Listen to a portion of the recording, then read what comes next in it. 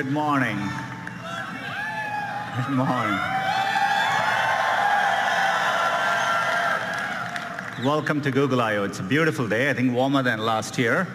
Hope you're all enjoying it. Thank you for joining us. I think we have over 7,000 people here today, as well as many people. We are live streaming this to many locations around the world. So thank you all for joining us today. We have a lot to cover. But before we get started, I had one important business which I wanted to get over with. Towards the end of last year, it came to my attention that we had a major bug in one of our core products. It turns out we got the cheese wrong in our burger emoji.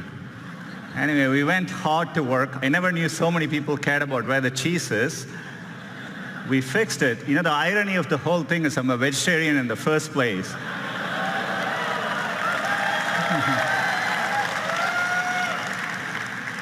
So we fixed it, but hopefully we got the cheese right. But as we were working on this came to my attention.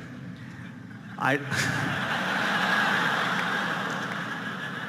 don't even want to tell you the explanation the team gave me as to why the foam is floating above the beer. But we restored the natural laws of physics.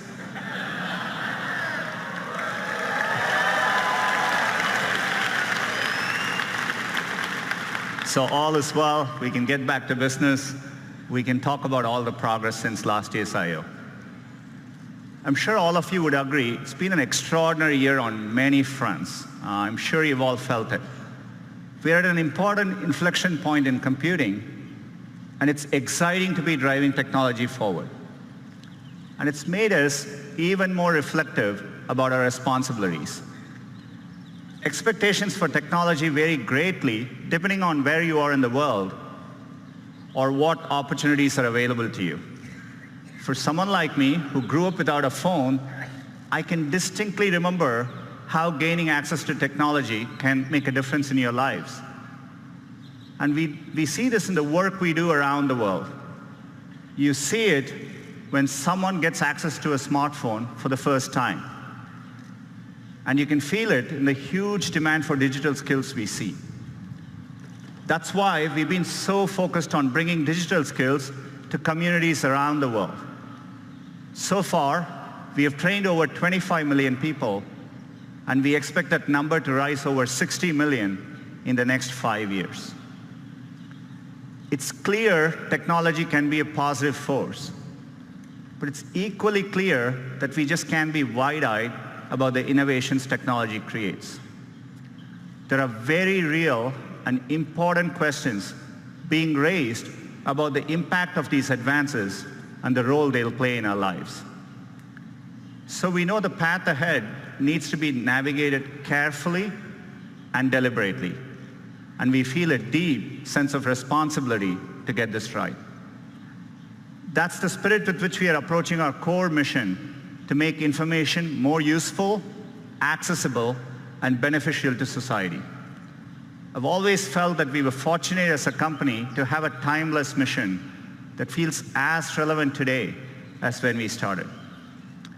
And we're excited about how we can approach our mission with renewed vigor thanks to the progress we see in AI.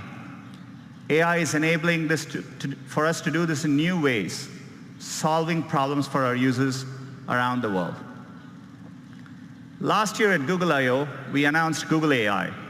It's a collection of our teams and efforts to bring the benefits of AI to everyone. And we want this to work globally, so we are opening AI centers around the world. AI is going to impact many fields, and I want to give you a couple of examples today. Healthcare is one of the most important fields AI is going to transform. Last year, we announced our work on diabetic retinopathy, which is a leading cause of blindness, and we use deep learning to help doctors diagnose it earlier. And we've been running field trials since then at Aravind and Sankara hospitals in India, and the field trials are going really well. We are bringing expert diagnosis to places where trained doctors are scarce. It turned out, using the same retinal scans, there were things which humans quite didn't know to look for, but our AI systems offered more insights. Your same eye scan turns out holds information with which we can predict the 5-year risk of you having an adverse cardiovascular event, heart attack or strokes.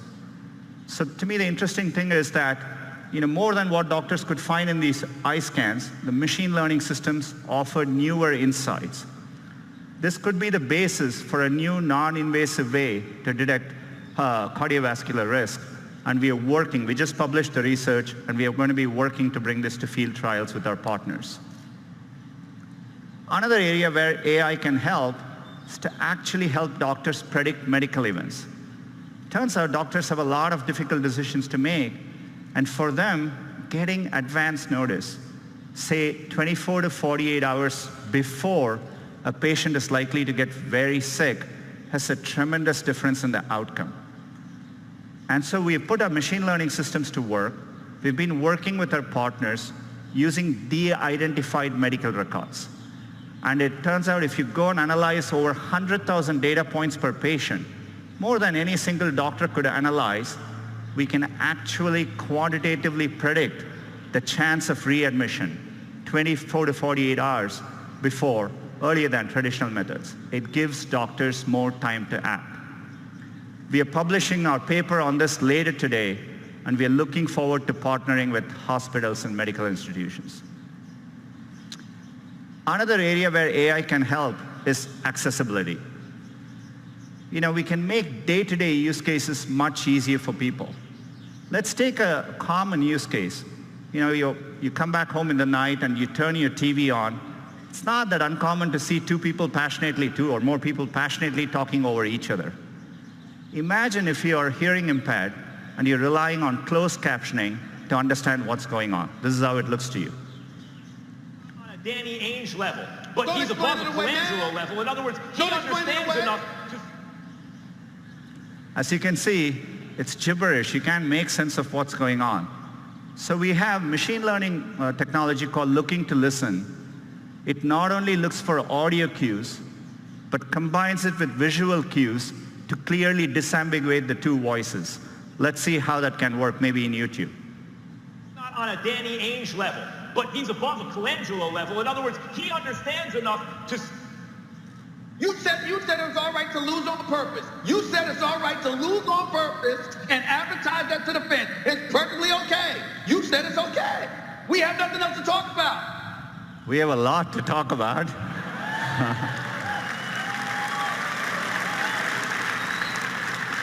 But you can see how we can put technology to work to make an important day-to-day use case profoundly better. The great thing about technology is it's constantly evolving. In fact, we can even apply machine learning to a 200-year-old technology, Morse code, and make an impact in someone's quality of life. It's great to reinvent products with AI. Gboard is actually a great example of it. Every single day, we offer users, and users choose over 8 billion auto-corrections each and every day.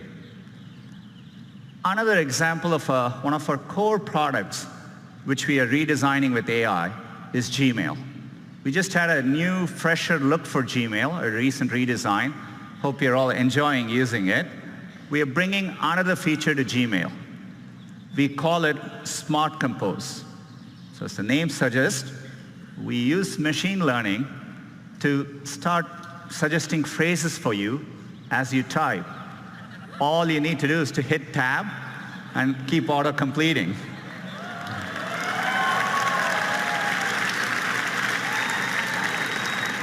In this case, it understands the subject is Taco Tuesday. It suggests chips, salsa, guacamole. It takes care of mundane things like addresses so that you don't need to worry about it. You can actually focus on what you want to type. I've been loving using it. I've been sending a lot more emails to the company, not sure what the company thinks of it. But it's been great. We are rolling out Smart Compose to all our users this month and hope you enjoy using it as well.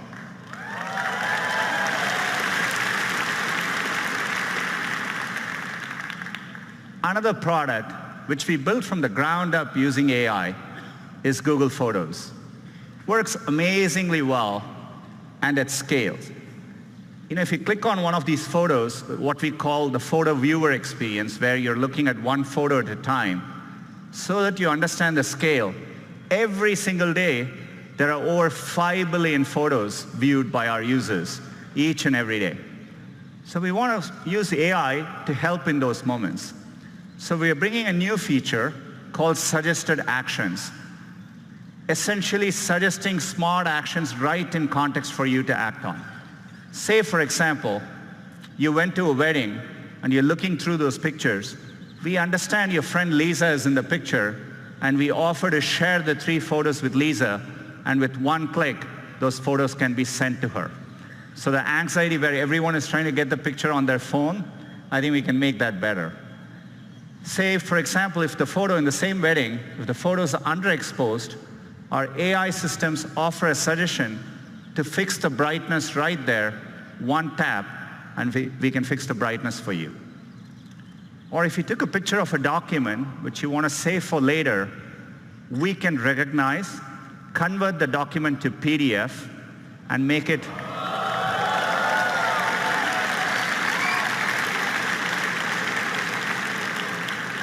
much easier for you to use later. We want to make all these simple cases delightful. By the way, AI can also deliver unexpected moments. So for example, if you have this cute picture of your kid, we can make it better. We can drop the background color, pop the color, and make the kid even cuter. Or if you happen to have a very special memory, something in black and white, maybe of your mother and grandmother, we can recreate that moment in color and make that moment even more real and special.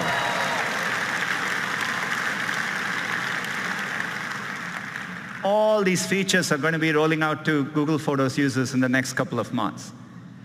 The reason we are able to do this is because for a while, we've been investing in the scale of our computational architecture. This is why last year we talked about our tensor processing units. These are special purpose machine learning chips. These are driving all the product improvements you're seeing today. And we have made it available to our cloud customers. Since the last year, we've been hard at work, and today I'm excited to announce our next generation TPU 3.0. These chips are so powerful that for the first time, we've had to introduce liquid cooling in our data centers. And we put these chips in the form of giant pods. Each of these pods is now 8x more powerful than last year. It's well over 100 petaflops. And this is what allows us to develop better models, larger models, more accurate models, and helps us tackle even bigger problems.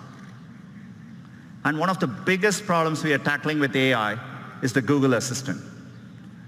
Our vision for the perfect assistant is that it's naturally conversational, it's there when you need it, so that you can get things done in the real world. And we are working to make it even better. We want the assistant to be something that's natural and comfortable to talk to. And to do that, we need to start with the foundation of the Google Assistant, the voice. Today, that's how most users interact with the assistant. Our current voice is codenamed Holly. She was a real person. She spent months in our studio, and then we stitched those recordings together to create voice. But 18 months ago, we announced a breakthrough from our DeepMind team called WaveNet.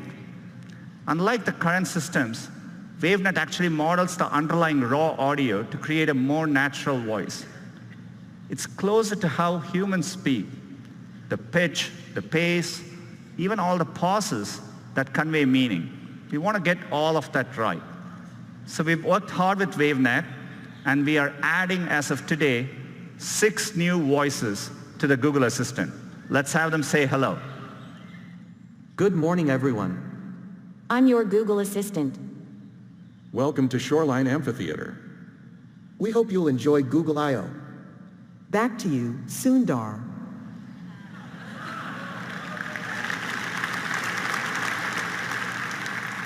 Our goal is one day to get the right accents, languages, and dialects right globally. WaveNet can make this much easier.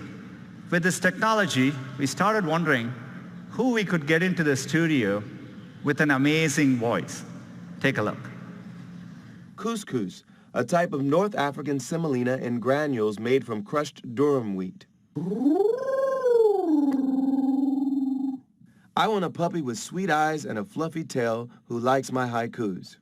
Don't we all? Happy birthday to the person whose birthday it is. Happy birthday to you. John Legend. He would probably tell you he don't want to brag, but he'll be the best assistant you ever had. Can you tell me where you live? You can find me on all kinds of devices, phones, Google Homes, and if I'm lucky, in your heart.